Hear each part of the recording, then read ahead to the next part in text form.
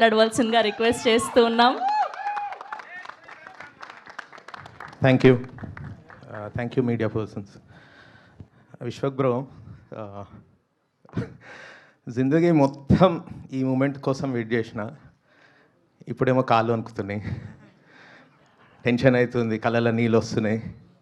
ఎందుకంటే నా దైవం నా అరవింద్ సార్ నా ముందున్నాడు. అరవింద్ సార్ లేకుండా ఇంకా ఫ్రీగా మాట్లాడుతుండే.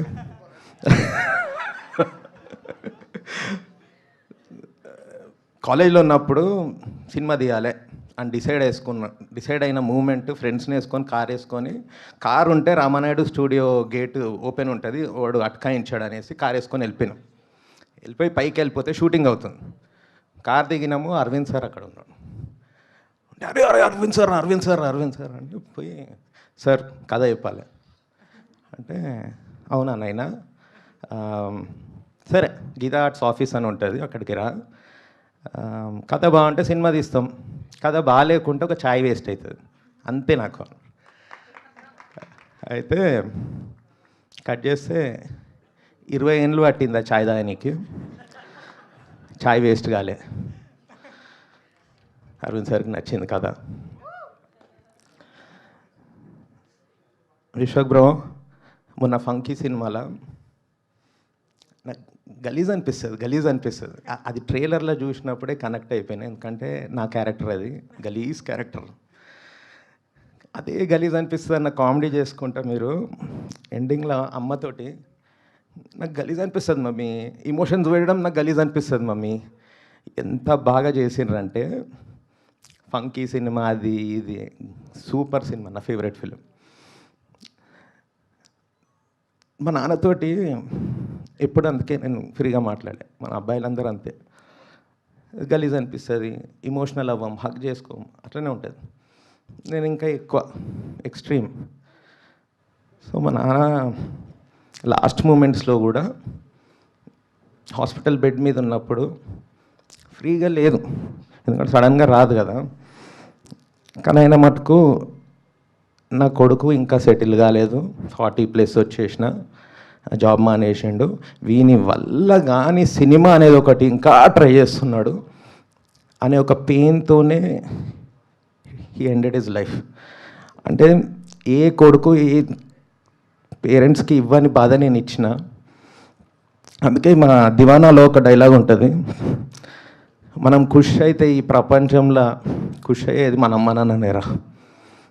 అందుకే వాళ్ళు బతుకున్నప్పుడే మనం ఏదైనా సాధించి చూపెట్టాలి. సాధించడం అంటే సినిమా తీయడం, క్రికెట్ ఆడడం ఏమి కాదు.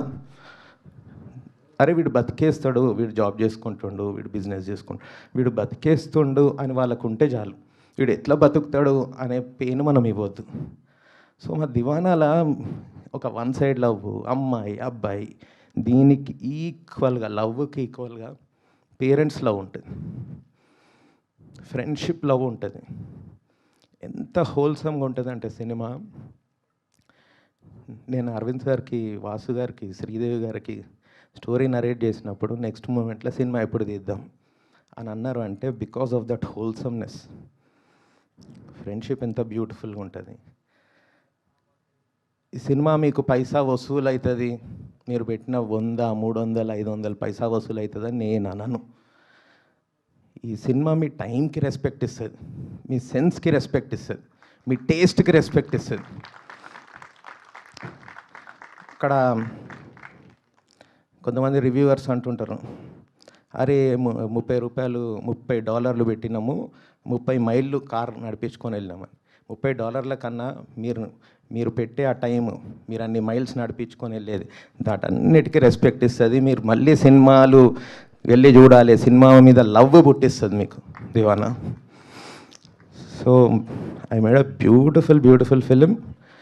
దానికి రీజన్ అదే, ఇవం నా అరవింద్ సార్, వాసు, శ్రీదేవి, వీళ్ళే ది ప్లాట్ఫామ్. కానీ దీనికి పిల్లర్స్ నా వంశీ, పచ్చిపులుసు. కొత్తోడికి ఆయన నాకు సినిమా తీసి చూపెట్టాడు. He manifested my dream. నాకు సాంగ్స్, ఈశ్వర్ లక్కోజు 15 years నుండి నా ఫ్రెండ్.